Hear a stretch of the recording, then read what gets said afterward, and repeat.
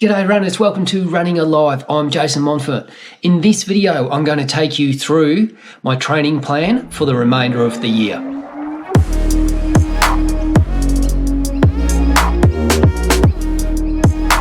Let's start with the structure. The one key point that differentiates my training from most other programs is I am not following the typical 7-day week.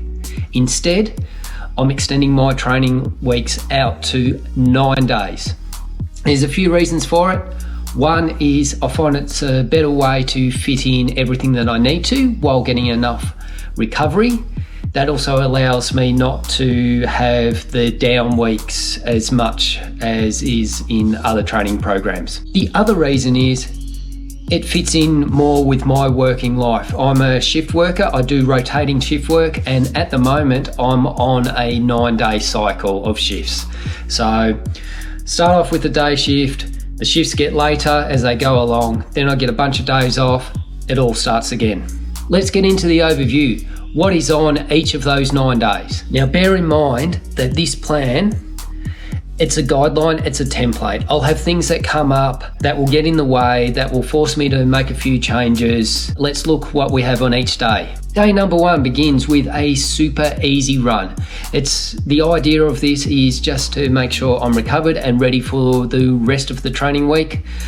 These days, it's also kind of forced upon me. The shift usually starts at 6 a.m. and it's 12 and a half hours. I like to get my training done in the morning. That way, that at the end of the day, I can spend some time with the family. So my training is before work. Work starts at 6 a.m. I've got a half-hour drive in to get there. So that means I'm usually out doing my training at about 4:30 in the morning. So for this day, super easy. It will be just almost ridiculously slow. It'll be out with the dog, Cece. So the pace is usually more dictated by her. She isn't a fast runner, but she does enjoy going for a run. So we go out and we get 20 to 30 minutes of some very easy runs, and I'm ready for the rest of the day. And you know what? By getting up earlier, doing a little bit of exercise, I feel way more awake than I do if I get the extra sleep and just get up and go straight to work. Day number 2, it's a bit of a later start for work, so I get to fit in something a bit more substantial, and I dedicate this day to hill repeats. So the idea at the moment for the hill repeats is I do about 20 up to 30 minutes worth of work where I go and select a hill and I run up and come down really easy within that 20 to 30 minutes. The run up, it's not a full-on sprint.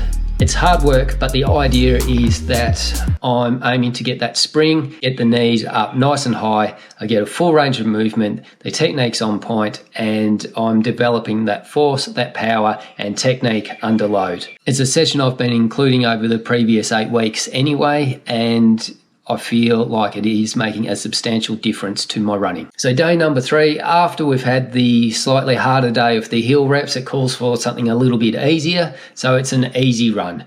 All I'm going to do is head out, run for about 60 minutes, keep the pace nice and easy, heart rate down in my zone 2 or easy level.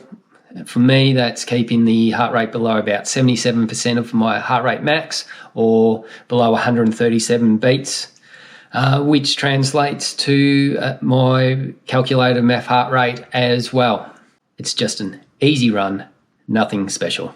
On to the 4th day. Should be feeling nice and fresh after an easy day previously, and this day is the tempo run. So for me, a tempo run, I define that as a pace above my aerobic threshold, also term that first lactate threshold, and below the anaerobic threshold or the second lactate threshold. So easy runs sit there, hard intervals and most race paces, so 10 kilometre and above sit above the top there, tempo sits in the middle. So we're thinking marathon pace, half marathon pace. It's a solid run. It's that middle grey zone that many say to avoid, but I find I respond quite well to it. It's one of those runs that I really underestimate the recovery that's needed from it. So I'm going to gradually push it out. I've been running this at 6 kilometres, sandwiched between a warm up and a cool down, of course. it's now time to extend things out. So I'm looking at adding about 1 kilometre each cycle. So I've done 6 kilometres, next will be 7, 8, 9, and I'll probably hold it at 10 for a little bit, see how my body responds, and be looking at how to increase my training in other means as I consolidate the tempo run. Just to add to the load on these tempo days is it will usually be a night shift for me. So I'll work overnight into the next day. And so the next day, which is day number 5 in the cycle, will be an easy day. I'm a mixed bag with how I feel after it. I'm usually pretty flat. I find it quite difficult to do any extended training or any runs where I'm doing intervals or asking to hold some high concentration for that day. So that day is by default an easy day. All I'm doing is running on how I feel. Right, number 6. After I've had the easy days, hopefully you can switch my body clock back around after night shift. I'm back on daytimes and I am ready for the interval training. This is one of my key runs for the cycle. So at the moment, intervals is where I'm doing my faster work. I'm still sticking with 6 by 1 kilometre efforts at what tends to be my critical velocity. Now these runs at the moment, I had been running at a 4:30 pace, which had been based on a 5 kilometre time trial. I've done that for a few weeks. I haven't done another 5k time trial. But what I am finding is it's a lot easier to run slightly faster. So I'm going to let that happen. I'm going to let the pace creep up. I'm going to keep an eye on the session afterwards and double check my heart rates, making sure I'm not actually going anything crazy and really pushing it. But just creeping the speed a little bit faster. So for going from 4:30 down to 4:28, maybe 4:26 or 4:25 per repeat. And I'm getting used to the faster speeds. Taking about 2 minutes easy jog recovery in between each repeat. And that's the main body of the session. Now there's one key thing that I've added to this beyond the roadmap to running is I'm now adding some faster repeats after the 6 times 1 kilometre. So I'll usually do about a 150 metre effort for 4 repeats with, again, 1 minute recovery in between. These faster repeats will be 150 metres with 1 minute recovery in between, and the pace will be significantly faster than I had been doing for the 6 times 1 kilometre efforts. So if I was running 4:30 for the kilometre efforts, the speed and the pace for these 150 would translate to maybe 3:30 or 3:20 per K. Really, it's a way of teaching my body to get used to running fast after already going hard for some time. Next day, day number 7, it's an easy day. And again, it'll probably be somewhere around a 60-minute run. Might be a bit less, might be a little bit more, just depending on how I feel. But the goal of that day is for it to be really easy. And day number 8, this will be one of my favourites. This is the day of the long run. I have been running about 2 hours for most of my long runs previously. I'm now adding 10 minutes each cycle to that. So 2 hours 10, 2 hours 20, 2 hours 30, 2 hours 40 will be the progression as it goes. Now these runs, I will aim for a mixture of terrain, so a mixture of trails, roads, hills, some flats, undulating sections. The pace of it, I'm not too worried about. It will just be a byproduct of trying to keep my form up to scratch and keeping the intensity relatively low.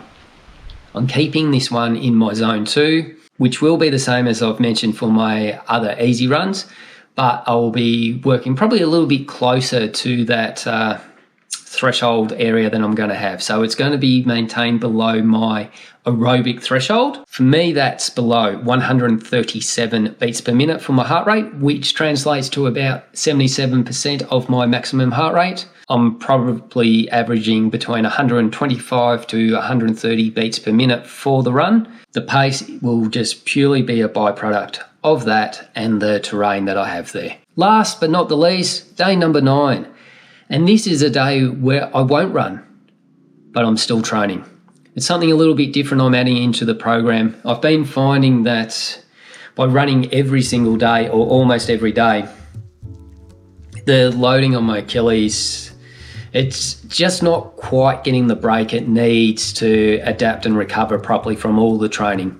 If I just give it that little bit of extra time off running, which just translates to one day, it seems to respond way, way, way better.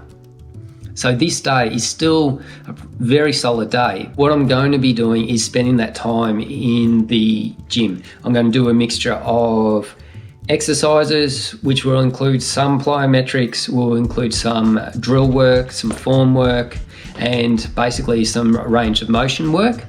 And from there, I'll progress up to doing some very specific strength work, some heavy weights, low reps, get myself stronger. After the strength work, I'll move on to some more isolated strength and conditioning exercises, so targeting some weak points or specific muscles that I feel is lacking or need that little bit of extra work just to get me up to standard and make me fit enough to run rather than just running to try and get fit. Usually finish off with some upper body and core work where I'll just mix it up with the aim of adding a challenge that hurts. I'll be pretty stuffed at the end of it, particularly since it's the day after a long run as well. And I just want to finish with something that challenges the mind to force myself just to keep going just that little bit more. It won't be crazy, but at the same time, I will be stuffed by the end of it. So it will vary each cycle what I do, and I'll put up a video of how these sessions actually work so you have more details. So there we have it. That's my 9-day training cycle. You'll notice I haven't mentioned weekly mileage. I'm not too concerned about it. That sort of becomes the byproduct of getting everything else right.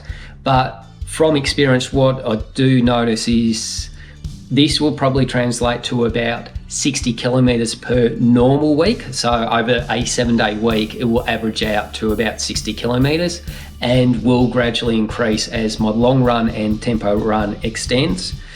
I'm not increasing the other runs at this stage, just keeping those 2 runs out of the 9-day cycle. Just those 2 runs is where I'm going to increase the distance. Everything else will stay roughly the same. Quick review. So the 9 days, super easy, hill repeats, easy, tempo run, easy again, intervals, another easy day, long run, and the non-running alternative training day. That's the program. I'm not having up and down weeks, not having like 2 weeks build and then drop it off. The recovery's built into the program. I'll take some extra time off if I feel like I need it. Hopefully I've got this one right, and unless anything else comes up, this is the plan for the remainder of the year, at least until Christmas. The aim is to be consistent with it. I'll adjust it as my work schedule changes if it does along the way. I'll let you know how it goes. Follow along and I'll take you guys through the details of the individual sessions. We'll see how they unfold, what makes them tick, pros and cons of each of the sessions, and the way I do them and why I do them. So keep on running and I'll see you in the next video.